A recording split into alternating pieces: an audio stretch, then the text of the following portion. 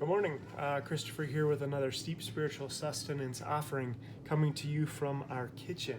And full disclosure, we record all these the day before, but I am a little bit late in my recording. I'm trying to get some dinner together, and you may or may not know, but today, May 5th, is Heather's birthday. And so Lillian and I are trying to get some stuff together. We're going to try to make a cake a little later. While I'm recording it on Monday, you're listening to this on a Tuesday, and so it's Taco Tuesday. So we're gonna make tacos even though it's Monday. Now you're confused. I'm confused. So just as I share this reflection, just thinking a lot about food. I'm hungry, and then I say that, and I think about what it means to be hungry.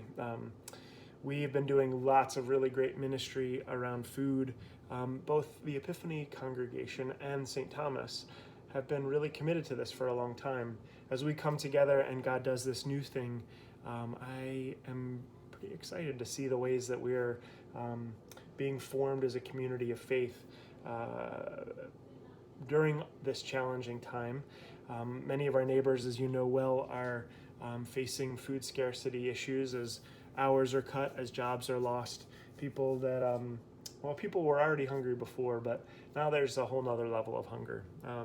So on Tuesday, later today, we'll get, I hope, a few thousand pounds, maybe a lot more than a few thousand pounds of food delivered from the Maryland Food Bank. Many of you also contributed through this new partnership with Baltimore County Together, and we got a bunch more food, vegetable boxes that we're going to distribute. So that's going to be great. Be good to meet some of our neighbors and to connect in that way and to share the bounty given to us. As we say in the Eucharistic prayer, all things come from you, O God, and of our own have we given you. Of your own have we given you. It's been a while since we've had communion together. Maybe you've noticed. I think about it all the time. I miss it, and I miss you all. So as I ponder stuff, Lillian had her one of her class, she had a class meeting with her kindergarten teacher today, and they were supposed to write out directions. She wrote directions for how to make popcorn. It's a beautiful thing.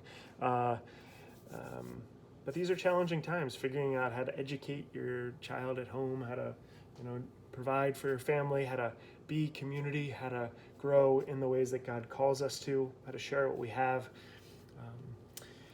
I know this is, it's not something that most of us have ever faced before in quite this way, but all of us likely know challenges.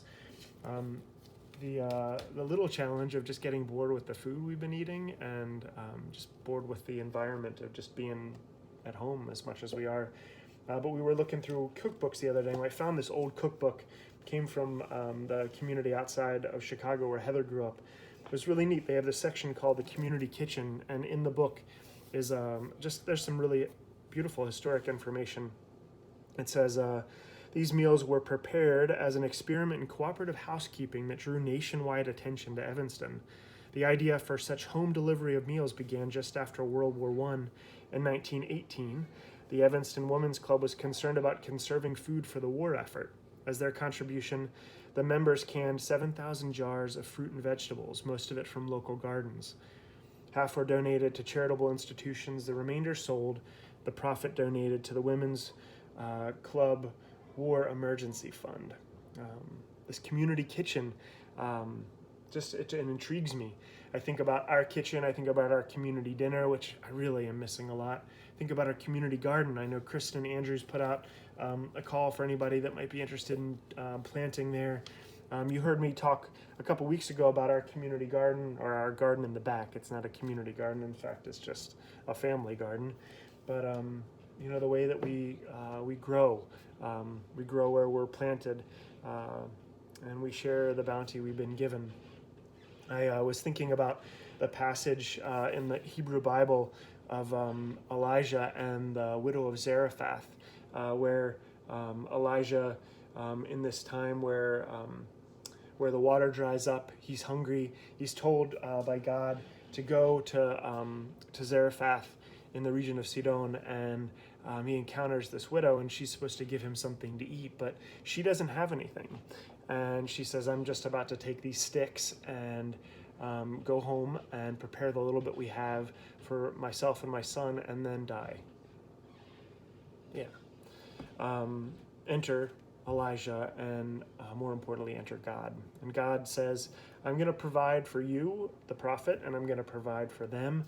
And if you take that little bit of meal you have, if you take that little bit of oil you have, it's not going to run out. Not just as you prepare for yourself and for Elijah, but until we move through this challenging time. It makes me think about how God is providing for you right now. It makes me think about how God is providing for me right now. It makes me think about how we're being called to share what we have been given in ways that change and transform us. When I think about these times that we're in, knowing